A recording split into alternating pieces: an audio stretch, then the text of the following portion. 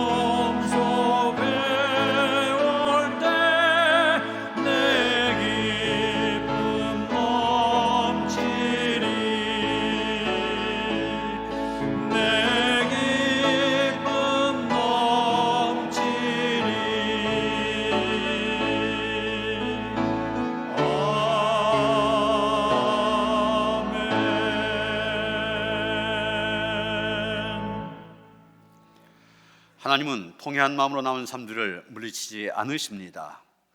이제 우리 모두 함께 진정으로 우리들이 저진 죄를 뉘우치고 고백합시다. 거룩하신 하나님, 이 시간 저희의 잘못을 자복하며 회개합니다. 지난주일 저희는 선포된 하나님의 귀한 말씀을 마음에 새기고 결단하였지만 세상 속에서 하나님을 떠나 살았습니다. 주님의 교훈을 잊어버렸고 육신의 정욕을 따라 쾌락에 젖어 살았습니다. 성령님의 감동이 우리 마음에 가득했으나 외면하며 죄를 지었습니다. 날 향하신 하나님의 뜻이 무엇인지 잘 알면서도 요나처럼 사명의 길과 반대쪽으로 다름질했습니다. 오 주여, 이 모든 죄를 회개하오니 용서해 주옵소서. 예수님의 이름으로 이 고백의 기도를 드립니다. 그가 빛 가운데 계신 것 같이 우리도 빛 가운데 행하면 우리가 서로 사귐이 있고 그 아들 예수의 피가 우리를 모든 죄에서 깨끗하게 하실 것이오. 여호와 나의 목자시니 내게 부족함이 없으리로다.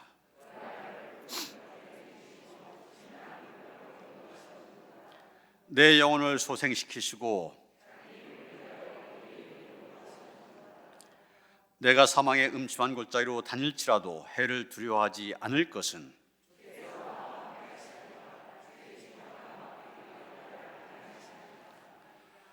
주께서 내 원수의 목전에서 내게 상을 차려주시고 기름을 내 머리에 부으셨으니 내 잔이 넘치나이다.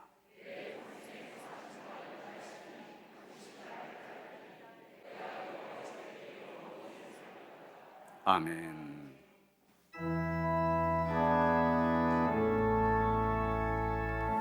성부 성자와 성령 찬송과 영광 돌려 보내세. 태초로 지금까지 또 영원 무궁토록 성삼위께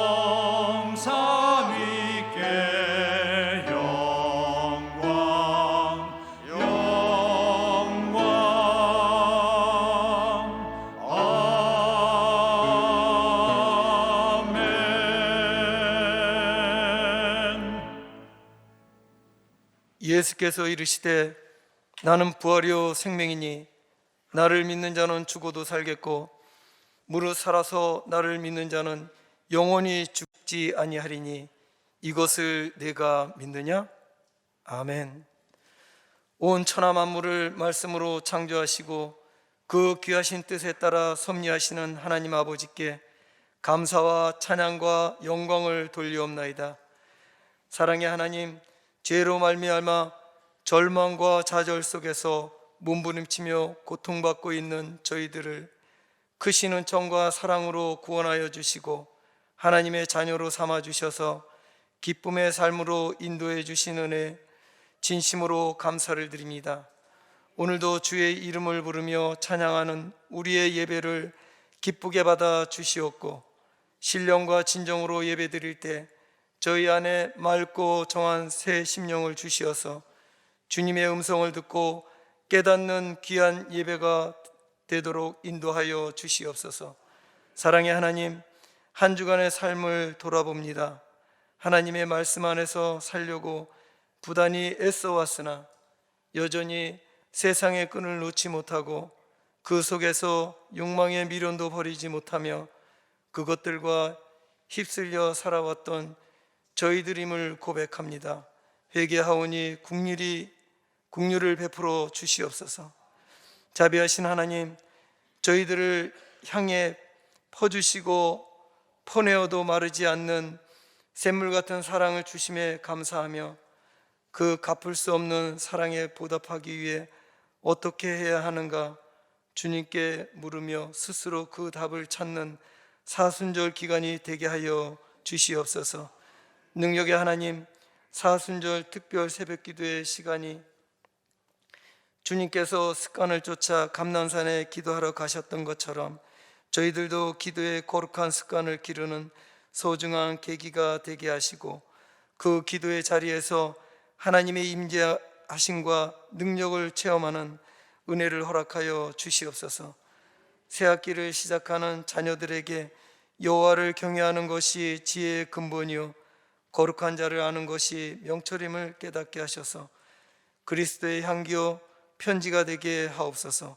온 교회들이 십자가의 고난과 부활의 영광을 묵상하며 고난의 잔을 마시기를 거부하지 아니하시고 피땀 흘려 기도하시며 순종하셨던 주님의 순종의 마음을 우리의 심령 가운데도 충만하게 채워주셔서 지상명령인 복음을 땅끝까지 전하라 하신 말씀을 품고 참여하게 하옵소서.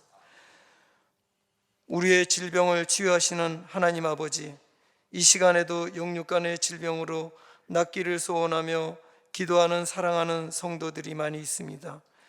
예수님의 곧 옷자락만 만져도 내 병이 나을 것으로 믿었던 혈루병 여인처럼 예수님의 말씀으로만도 내 하인이 낫겠나이다 고백했던 백부장의 믿음처럼 우리에게도 주님을 신뢰하고 전적으로 믿는 믿음을 주셔서 스스로 기본적인 생활이 가능한 건강으로 치유하여 주셔서 하나님께서 부르시는 그날까지 경배하며 영광의 자리를 올려 드리는 놀라운 은혜를 맛보게 하여 주시옵소서. 노년교회를 사랑하신 하나님 아버지, 올해는 다음 세대에게 꿈을, 젊은 세대에게 미래를 라는 표어를 가지고 청장년 선교회 중심으로 계획한 프로그램 중에 결혼 예배 학교가 지난주부터 시작되었고 마더와이즈는 오늘부터 개강하게 됩니다. 주님, 프로그램에 수강하는 성도들에게 은혜를 베풀어 주셔서 주님과 함께하는 가정 비전을 이루게 하여 주시옵고 앞으로 이루어질 모든 계획에도 함께 하셔서 많은 성도들이 참여할 수 있도록 환경을 조성하여 주시옵고 주님으로 인하여 가정에는 희락과 평강이, 교회에는 은혜 충만, 성령 충만으로 뜨겁게 이어지게 하옵소서. 지금도 하나님의 복음의 신을 신고 캄보디아에 나가 있는 유철희 선교사님과 그 가정과 동역하는 사역자들의 모든 이용과 환난으로부터 지켜보아여 주시고 분립한 별빛 사랑교회와 개척한 기쁜 우리 교회와 나무 십자가 교회가 가는 곳마다 밟는 땅마다 기도하며 사모할 때 하나님 나라의 지경이 확장되는 은혜를 경험하게 하여 주시옵소서. 하나님 아버지, 고난과 어려움이 사라지지 않는 이 때에 소망의 말씀을 전하시기 위해 단위에 서신 권영규 담임 목사님을 기억하시고 성령의 능력으로 붙들어 주시옵소서. 이 시간 갈급한 심령으로 말씀을 사모하는 모든 성도들이 주신 말씀으로 인하여 새로운 확신과 소망이 넘치는 귀한 시간이 되게 하여 주시옵소서. 성호를 찬양하는 시온 성가대와 오케스트라를 축복하시고 저들의 찬양을 통해 악한 사탄 마귀가 결박되어지는 능력의 찬양이 되게 하여 주시옵소서. 오늘도 예배를 위해 기쁨으로 봉사하는 교우들에게 하나님의 약속을 유업으로 받는 축복을 허락하여 주시옵기만을 간절히 바라옵고 말씀의 근원이 되시는 우리 주 예수 그리스도의 이름으로 기도드렸습니다. 아멘. 하늘에 계신 우리 아버지여, 이름이 거룩히 여김을 받으시오며 나라가 임하시오며 뜻이 하늘에서 이루어진 것 같이 땅에서도 이루어지이다. 오늘 우리에게 일용할 양식을 주시옵고 우리가 우리에게 죄 지은 자를 사하여 준 것 같이 우리 죄를 사하여 주시옵고 우리를 시험에 들게 하지 마시옵고 다만 악에서 구하시옵소서. 나라와 권세와 영광이 아버지께 영원히 쌓옵나이다. 아멘.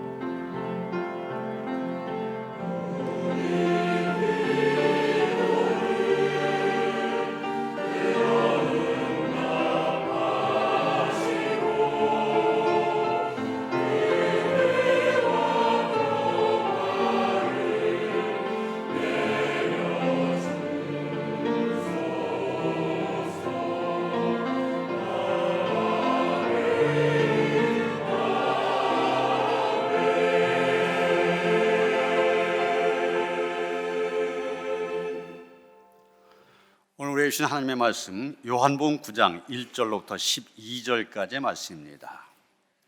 신약성경 161쪽입니다.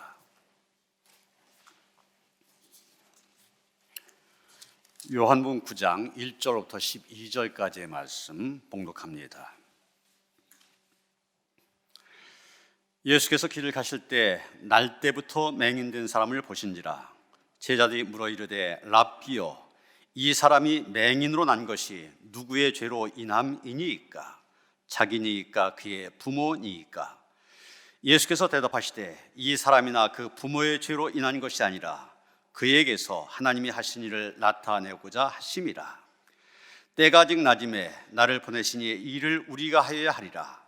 밤이 오리니 그때는 아무도 일할 수 없느니라. 내가 세상에 있는 동안에는 세상의 빛이로라. 이 말씀을 하시고 땅에 침을 뱉어 진흙을 이겨 그의 눈에 바르시고 이르시되 실로암 못에 가서 씻으라 하시니, 실로암은 번역하면 보냄을 받았다는 뜻이라. 이에 가서 씻고 밝은 눈으로 왔더라. 이웃 사람들과 전에 그가 거린인 것을 보았던 사람들이 이르되 이는 앉아서 구걸하던 자가 아니냐? 어떤 사람은 그 사람이라 하며 어떤 사람은 아니라 그와 비슷하다 하거늘 자기 말은 내가 그라 하니, 그들이 묻되 그러면 내 눈이 어떻게 떠졌느냐? 대답하되 예수라는 그 사람이 진흙을 이겨 내 눈에 바르고 나더러 실로암에 가서 씻으라 하기에 가서 씻었더니 보게 되었노라. 그들이 이르되 그가 어디 있느냐? 이르되 알지 못하노라 하니라. 아멘.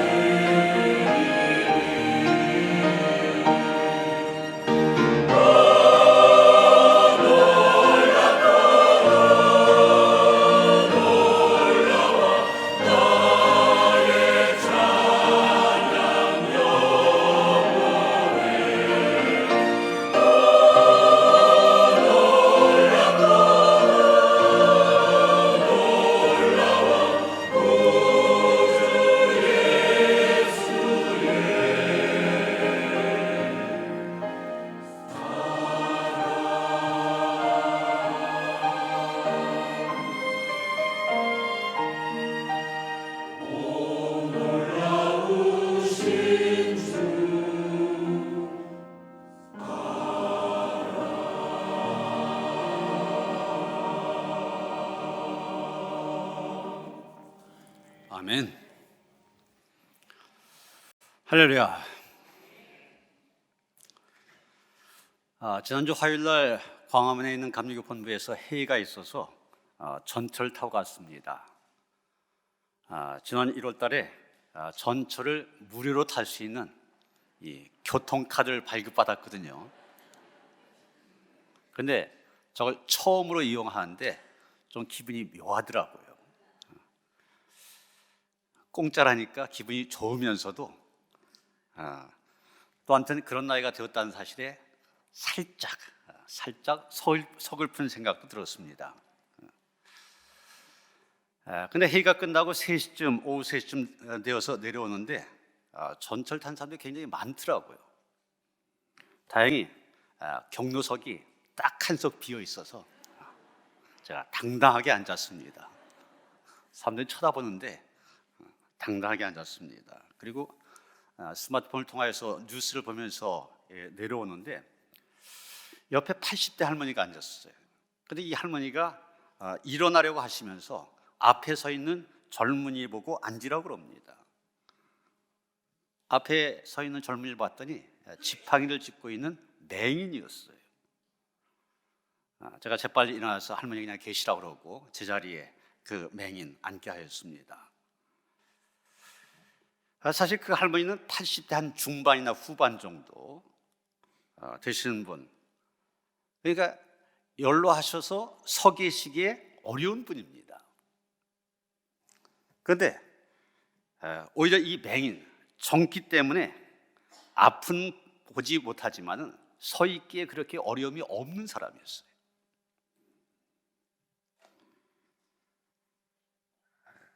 그런데 이 80대 할머니가 일어나서 오히려 그 맹인에게 자리를 양보하려고 합니다.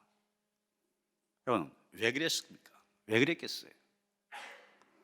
이 할머니 생각 속에는 맹인, 그러면 그 사람이 나이가 많든 적든 건강하든 그렇지 않든 저 사람은 불쌍한 사람이다, 불행한 사람이다, 이런 인식이 머릿속에 있는 겁니다. 오늘 말씀을 보면은 예수님 당시에도 맹인, 이 시각장애자들을 대하는 사람들의 인식이 오늘날과 별로 다를 바가 없었던 것을 우리가 보게 됩니다. 1절 보면 날 때부터 맹인된 사람이 나오지 않습니까? 그래서 성경에 보면 예수님께서 이 맹인들을 고치신 이야기가 많이 나오고 있습니다. 맹인은 고아, 과부들과 함께 불행한 사람을 대표하는 그런 사람이었습니다. 사실 우리야 여기야 다 볼 줄 알지만 아무것도 보지 못하고 산다, 얼마나 힘들겠습니까? 사랑 부모님의 얼굴도 제대로 보지 못하고 아름다운 자연 광경들 귀로만 듣지 보지 못하는 그 사람들, 본인도 힘들었지만 아마 그의 부모의 마음도 얼마나 아팠겠습니까? 당해보자 하면 알 수 없었을 것입니다. 또 사람들이 이 맹인을 가리켜서 거린이라고 하는 것을 보면은 생계도 어려운, 그래서 참 힘든 삶을 살아가는 그런 상황이다 우리가 짐작하게 됩니다. 그런데 오늘 성경을 보면 이 맹인은 지나가는 예수님을 볼 수 없었습니다. 시각장애가 있으니까 보지 못했습니다. 그런데 예수님은 그를 보셨습니다. 여러분, 이 사도 요한이 강조한 것이 바로 이것입니다. 1절 말씀 다시 봅니다. 예수께서 길을 가실 때 날 때부터 맹인 된 사람을 보신지라 그랬습니다. 보신지라. 예수님의 제자들도 예수님 곁에 있었으니까 당연히 그 맹인을 보았을 것입니다. 그러나 제자들은 그냥 지나가려고 그랬어요. 그러나 예수님 다가가서 그 맹인을 유심히 보신 것입니다. 때때로 우리는 우리에게 불행한 일이 닥치게 되면 아무도 나의 불행을 모른다, 아무도 나를 봐주지 않는다, 이렇게 생각하며 낙심할 때가 있습니다. 그러나 여러분, 아무도 안 보는 것처럼 보여지지만 우리를 바라본 분이 계십니다. 누굽니까? 바로 예수님이십니다. 자비와 사랑의 예수님은 어둠 속에 사는 인생, 불행 가운데 울고 있는 영혼 보십니다. 보시고 다가오십니다. 여러분, 지금 같은 사람, 같은 사건을 보면서도 예수님과 제자들의 관점이 다른 것을 보게 됩니다. 예수님은 나면서부터 맹인된 사람을 긍휼히 보시면서 그를 통하여서 하나님께서 하실 일을 생각하셨습니다. 그런데 제자들은 인간적인 생각만 했습니다. 저 사람 맹인이 되었는데 그렇게 불행하게 된 원인이 무엇이냐, 이걸 생각했습니다. 예수님은 지금 불행한 일을 겪고 있는 그 사람의 입장에서 생각하셨고, 제자들은 제3자의 입장에서 판단하였습니다. 그래서 남의 불행을 보면서도 저 사람 분명히 죄 때문에 저렇게 된 거야, 단정하고 있는 것입니다. 여러분, 제자들뿐만 아니라 보통 사람들이 그렇습니다. 다른 사람이 불행한 일을 겪는 것을 보면은 깊이 생각하지도 않고 판단부터 하려고 그럽니다. 그러나 다른 사람의 불행에 대해서 이러쿵저러쿵 쉽게 판단할 일이 아닙니다. 그래서도 안 됩니다. 우선 침묵해야 됩니다. 다만 그리하여 할 수 있는 것, 위로와 기도뿐입니다.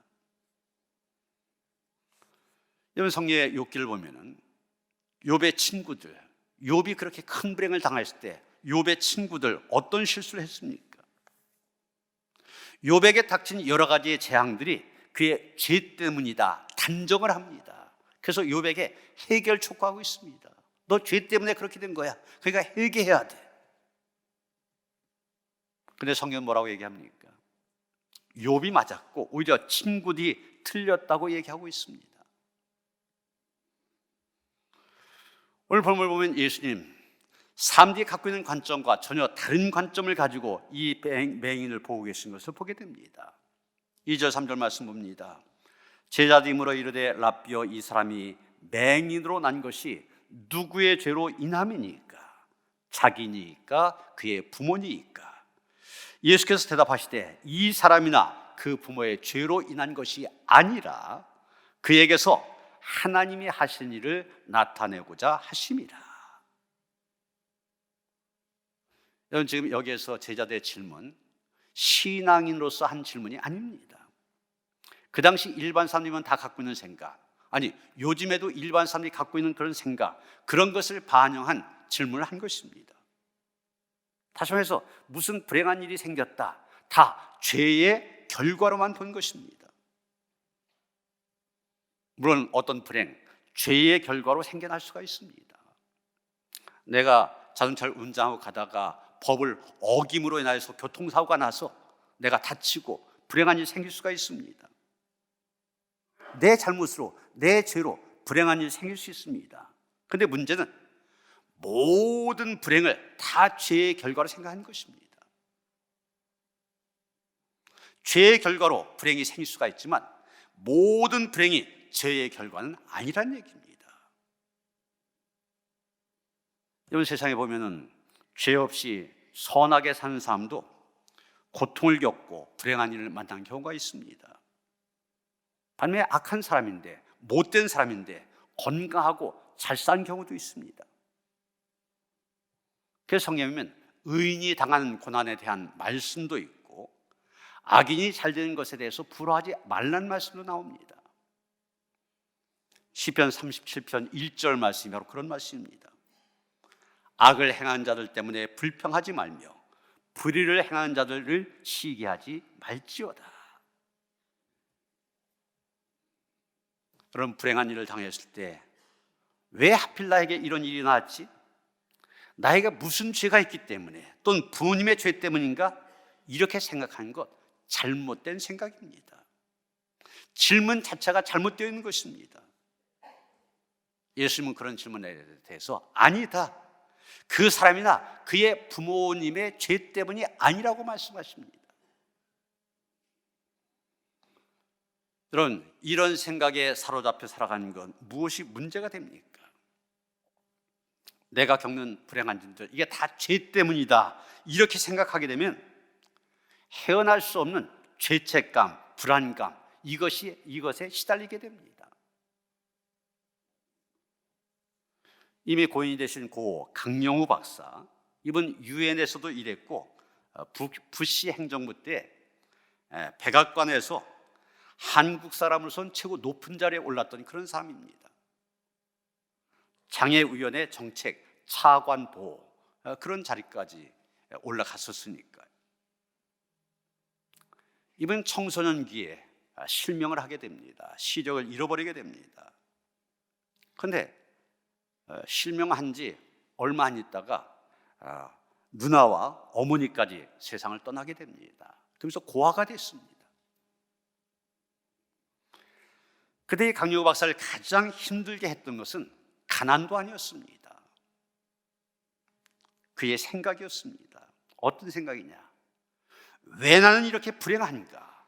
왜 나는 이렇게 저주받은 인생을 살아야 되는가? 이런 생각이 그를 힘들게 만들었습니다. 이런 생각이, 나의 이런 불행은 죄 때문이다, 이런 생각이 그의 삶을 점점 더 불행의 나락에 떨어지게 만들었습니다. 그러다가 그가 기독교 방송을 듣는데 어느 목사님이 오늘의 본문인 이 요한복음 9장 3절 말씀을 가지고 설교를 하십니다. 오늘 말씀 그대로입니다. 맹인이 된 것은 누구의 죄 때문도 아니다, 하나님께서 하신 일을 드러내기 위해서다. 이 성경 말씀 그대로 듣는데 그 말씀이 귀에 들려지면서 큰 위로를 받게 됩니다. 이제까지 가졌던 죄책감, 또 내가 저주받았다고 생각하는 그런 느낌에서 해방이 되어집니다. 그때부터 용기를 가지고 살았고 마침내 누구보다 성공적인 인생을 살 수 있었다는 것입니다. 누구의 죄 때문이냐? 자신의 죄 때문이냐? 부모의 죄 때문이냐? 이렇게 묻는 것은 과거 지향적인 생각을 가졌기 때문입니다. 이런 생각 문제를 해결하지 못합니다. 오히려 더 악화시킵니다. 예수님은 그 과거 지향적인 생각을 미래 지향적인 생각으로 바꾸도록 하십니다. 그래서 3절 하반절 뭐라고 하셨습니까? 그에게서 하나님이 하신 일을 나타내고자 하심이라.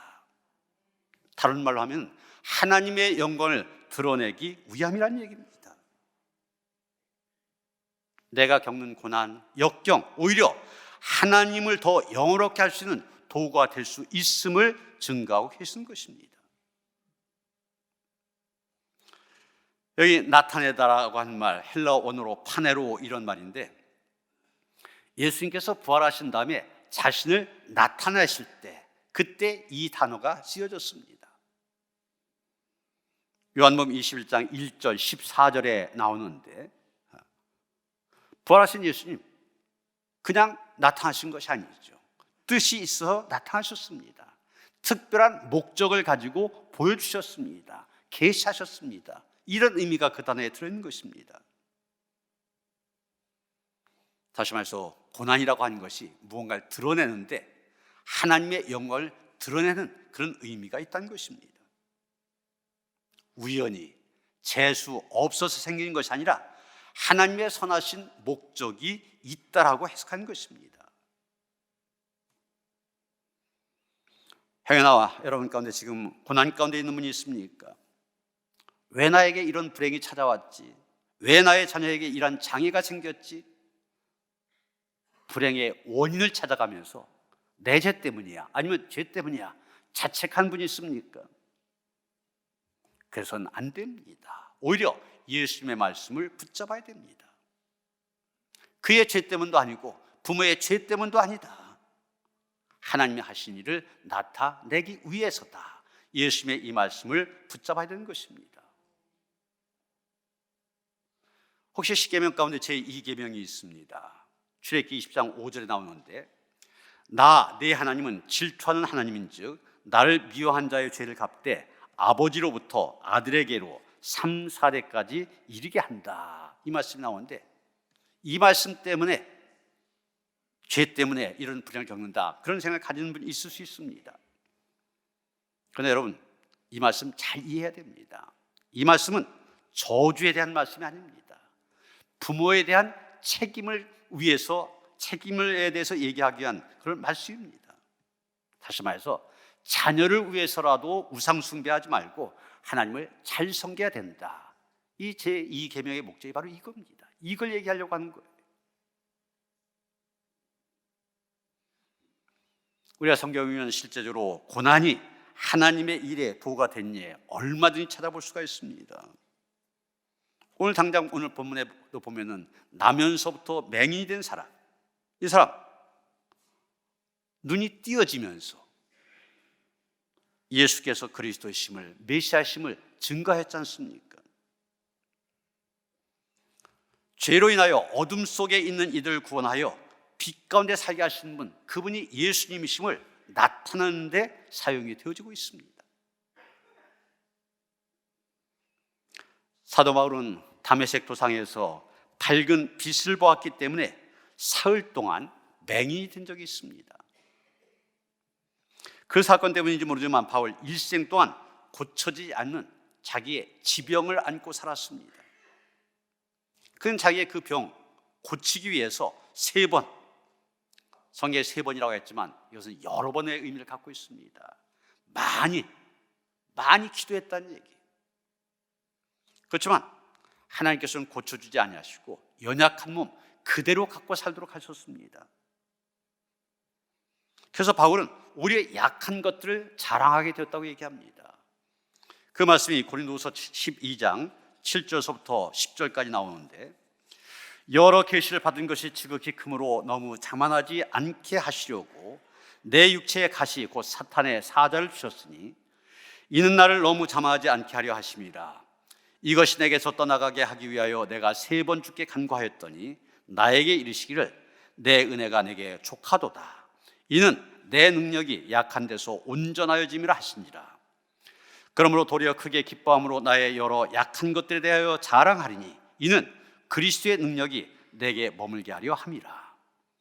그러므로 내가 그리스도를 위하여 약한 것들과 능욕과 궁핍과 박해와 곤고를 기뻐하노니 이는 내가 약한 그때 강함이라. 우리가 불행하게 생각하는 모든 것들, 오히려 그런 것을 기뻐한다고 그랬어요.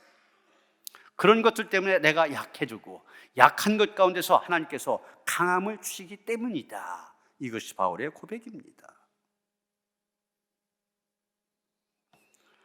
이런 환희 크루스비, 그는 우리가 부르는 찬송가 중에 제일 많은 찬송가를 작시한 분입니다.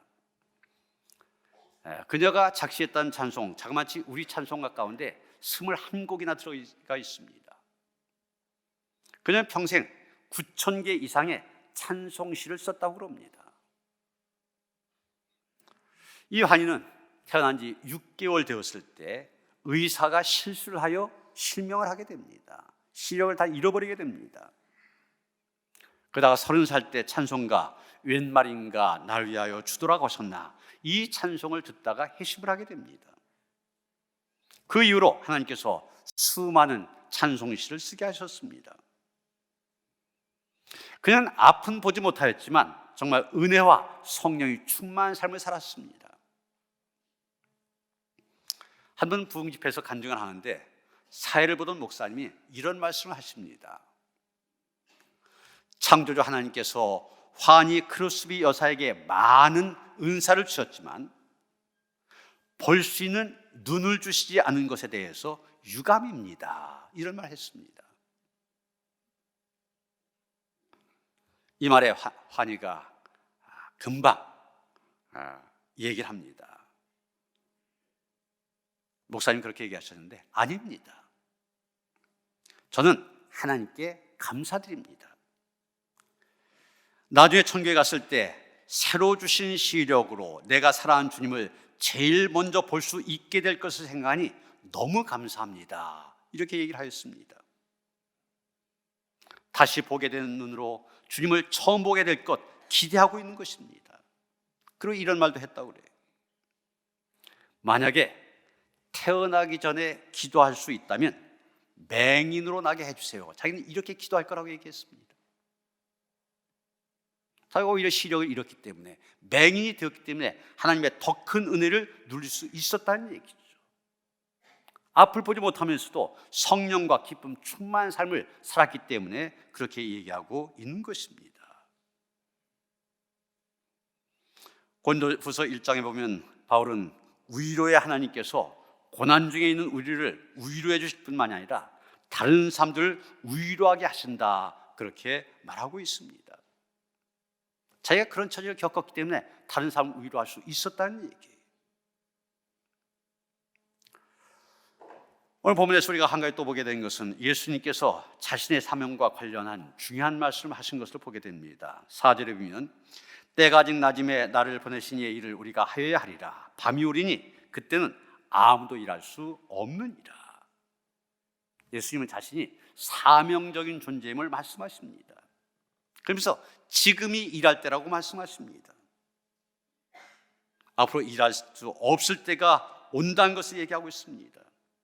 그렇기 때문에 하나님의 일은 하나님의 때, 주어졌을 때 최선을 다해서 해야 된다는 것입니다.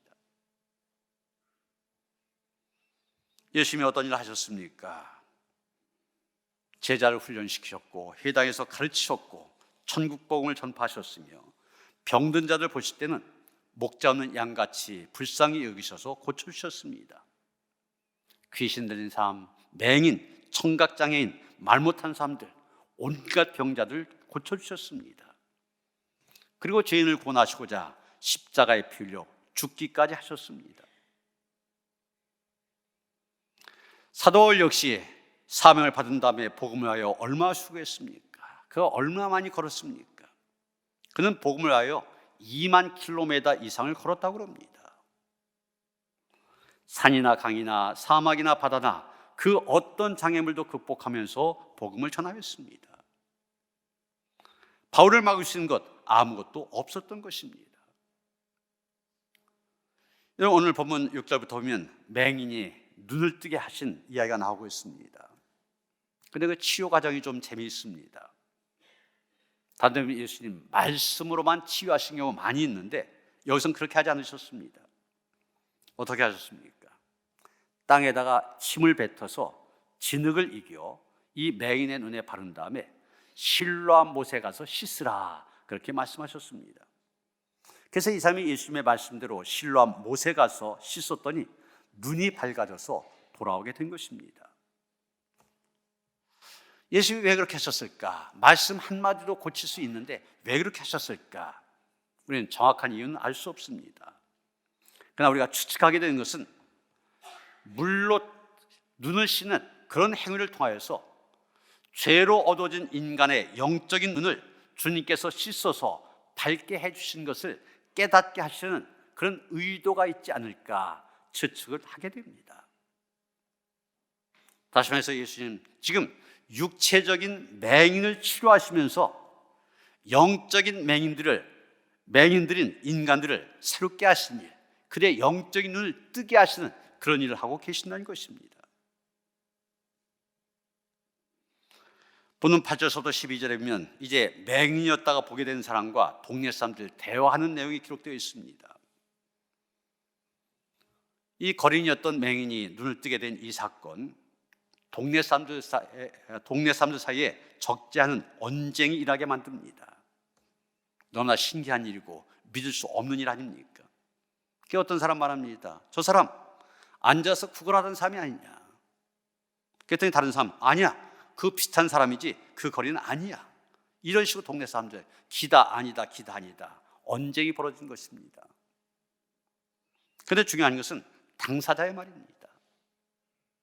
당사자는 뭐라고 합니까? 예, 제가 맞습니다, 그렇게 대답했습니다. 내가 바로 그 사람입니다.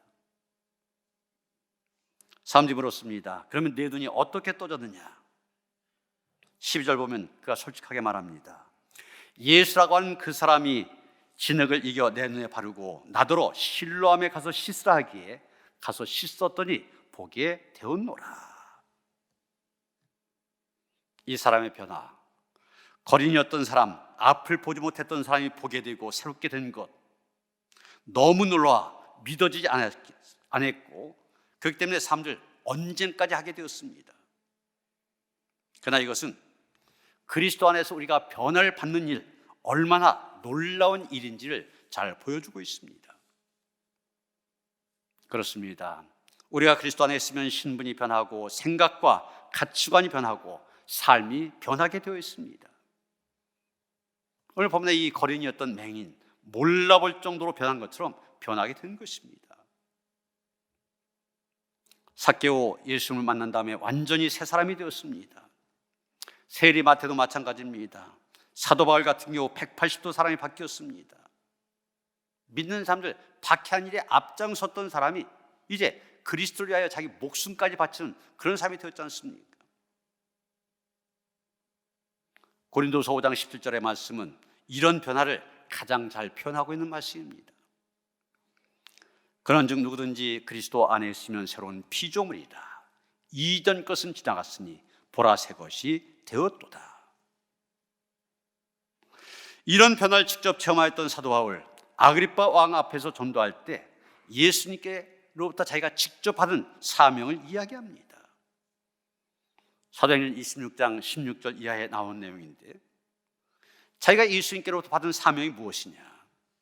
어둠 가운데 사는 사람들 그들의 눈을 뜨게 해서 그들로 하여금 어둠에서 빛으로, 사탄의 권사에서 하나님께로 돌아가게 하는 일, 이것이 바로 자기의 사명임을 얘기하고 있습니다.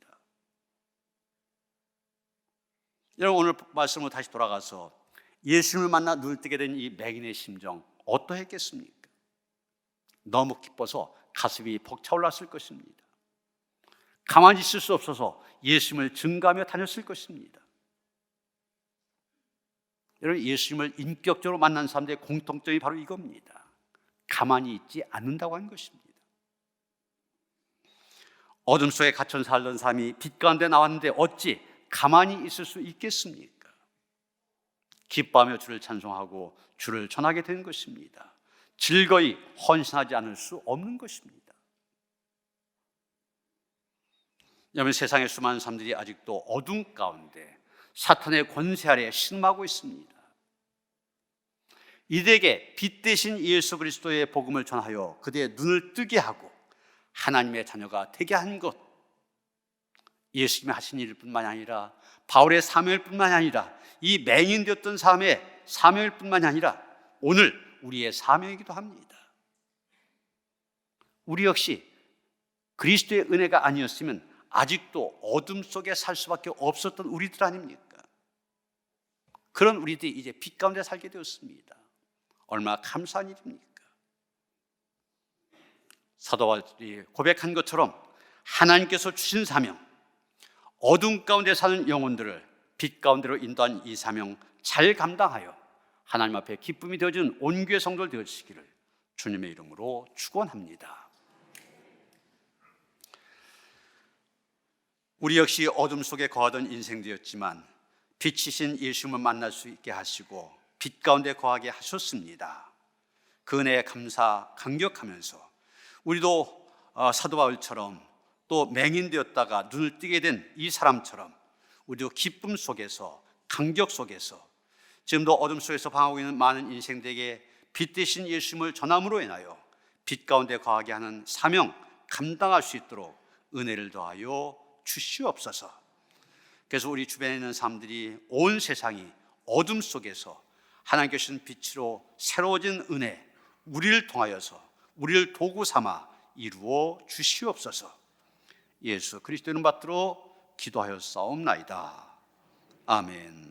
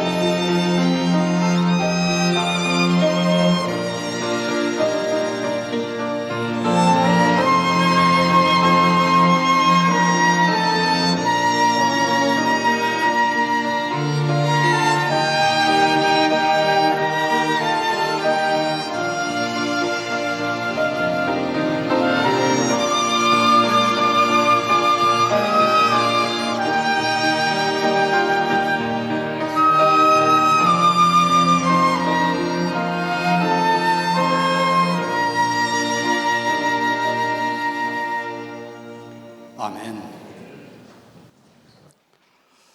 어둠 가운데서 빛으로, 절망 가운데서 소망으로, 죄인의 자리에서 은혜의 자리로 우리를 인도하신 하나님께 감사 감격한 성도들이 오늘 거룩하신 하나님 앞에 영과 지로 예배를 드립니다.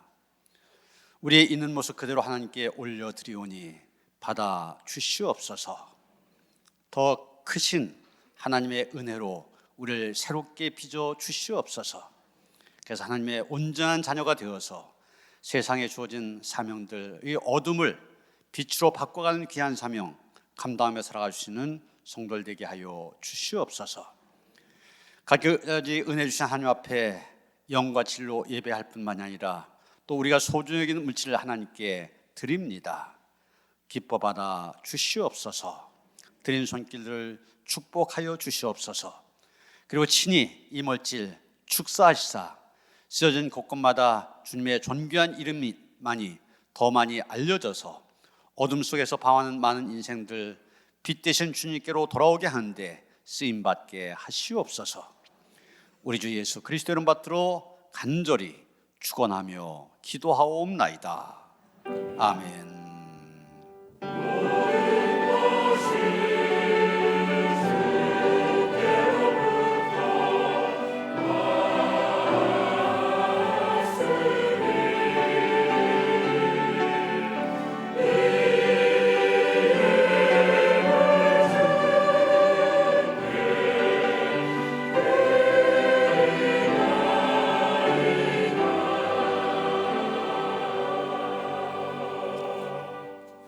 평화의 살 나누시겠습니다. 주님이 주신 평화가 함께 하시기 바랍니다. 서로 인사하시겠습니다.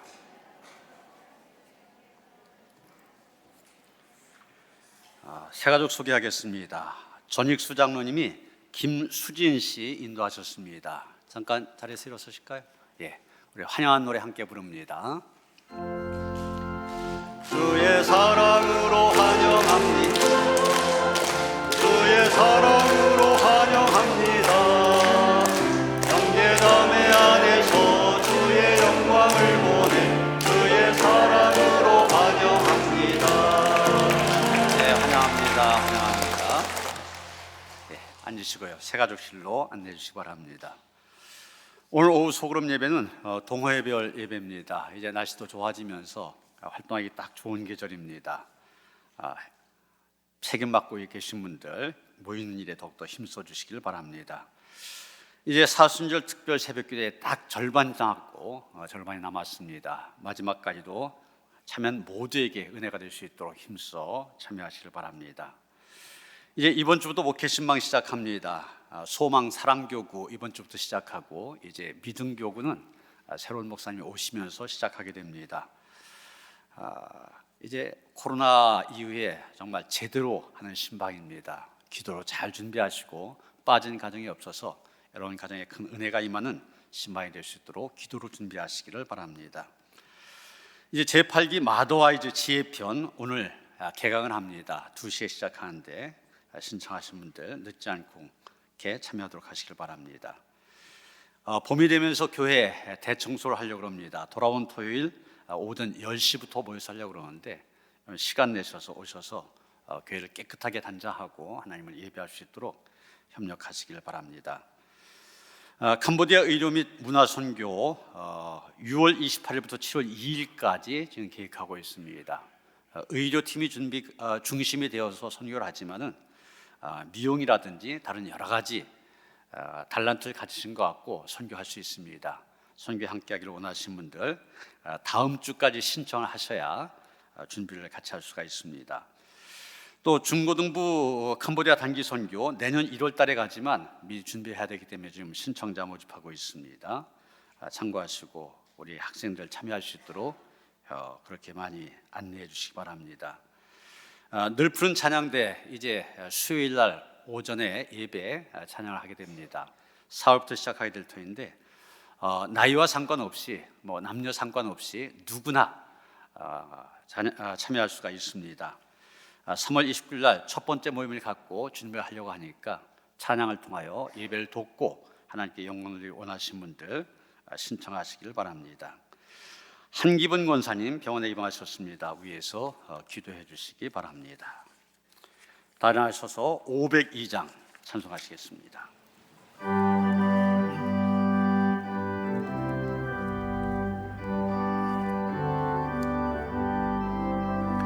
빛의 사랑을 이어서 가서 어둠을 물리치고 주의 진리 모르는 백성에게 복음의 빛 비춰라.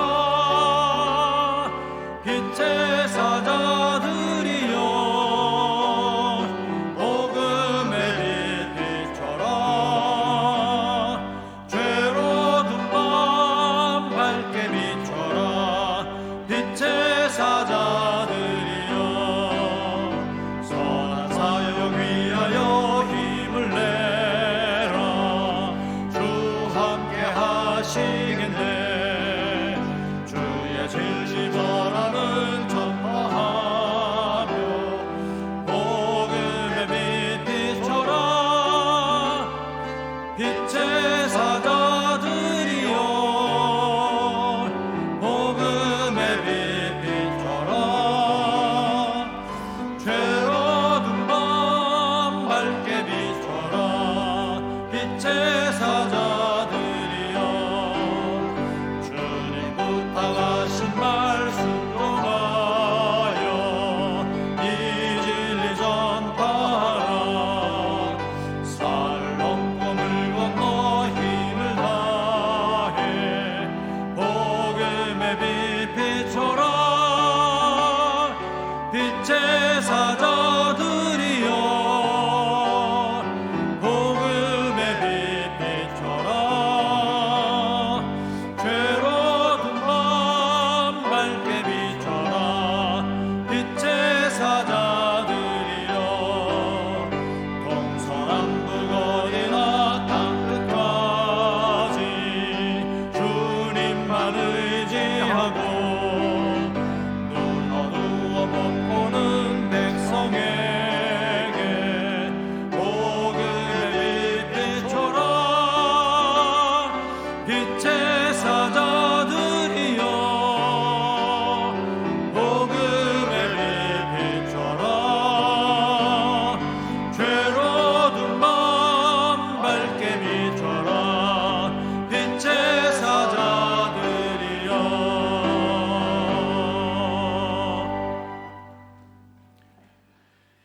이제는 우리 주 예수 그리스도의 은혜와 하나님 아버지의 그 극진하신 사랑과 성령의 감화감동 역사하심이 어둠 가운데서 빛으로 나아가게 하신 하나님의 은혜에 감사 감격하면서